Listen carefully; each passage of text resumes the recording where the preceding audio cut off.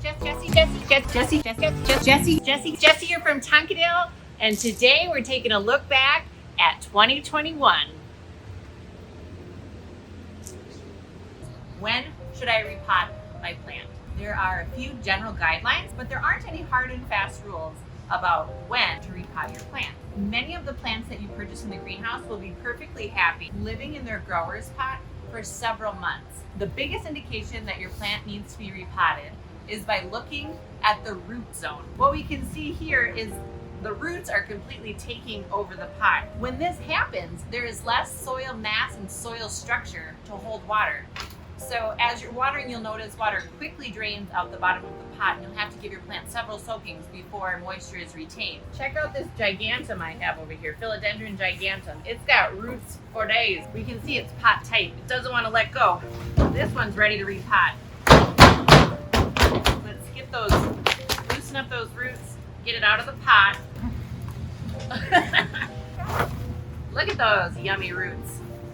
Holy kitty cats. When you select a pot, you want to make sure you have a drain hole. If your pot doesn't have a drain hole, it's perfectly acceptable to leave it in the grower pot. Simply drop it into the container. That way you can take it out, water it at the sink, and return it to the container after it's dripped through. Earthworms castings are a great way to add organic material to your soil. If you're looking for a well-balanced, easy-to-use fertilizer, earthworm castings are great because they're really easy on plants and they won't burn.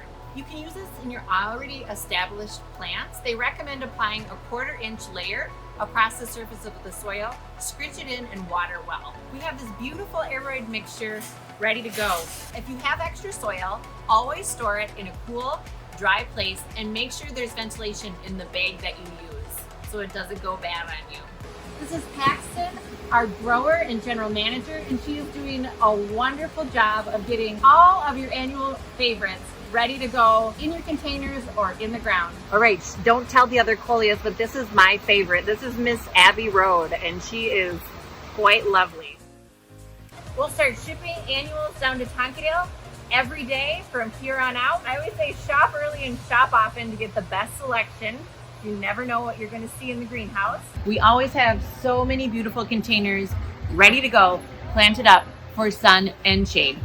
I would say Tonkadale is likely famous for our shade containers. They are so gorgeous, and one of the things that makes them extra special is how we mix and match foliage. You'll notice we're using the Brazil philodendron along with the gold dust croton, and again a bromeliad, my favorite, and a spider plant. How cute! Welcome to my house. I'm out here on my front porch enjoying this beautiful morning, and I want to give you a tour. I want to show you around, see what's going on in my plant world these days. I got my BAFs, my big ferns, and they are chilling here on the porch. The one thing I've noticed this year is we took down a big ash tree just to my left, so they're getting way more sun than they usually do, requiring a lot more water. I have had some sun scorch on the outward facing fronds, so watering them really well has been a huge key to success, and then rotating them. I kept my pots really simple this year. I went with the Emperor Japanese maple up the middle and the blue fescue grass. I feel like I could have filled in more around the bottom, but I was just stumped on what else to add. I'm out here in my front garden. This is my favorite garden. The reason why I love it so much is I mix everything together. Annuals, perennials, herbs, and veggies, and it changes every year. We are always on the lookout for great plant stands, and this is one of them. Nice big surface, really sturdy, and really shiny. This little 2-tiered wall basket, which is amazing. Great to set your air plants in there. I don't know, something just coming out the front. Vintage and found items are an essential part of a well-curated home. Summertime is a great time to repot plants. They're actively growing, and if you can get them outside, they will really love you. Great, so I guess the last thing we need to do is water it in. Today is a beautiful day to get out and plant. You'll have lots of nice cloud coverage, hopefully some rain to get all the plants settled in and nice and homey. The beauty of gardening is it never ends. Gardening, you do it over time, and it's a process. You learn as you go, you try some things, you learn some things, you fail at a few things, and that's okay. That's it. These are my favorite shade plants for shade gardens. So get out there and garden this weekend. It's going to be gorgeous. We can work these two items together. Love how that hangs. So we'll take our baby zip ties, and if you don't know about zip ties, these are very important.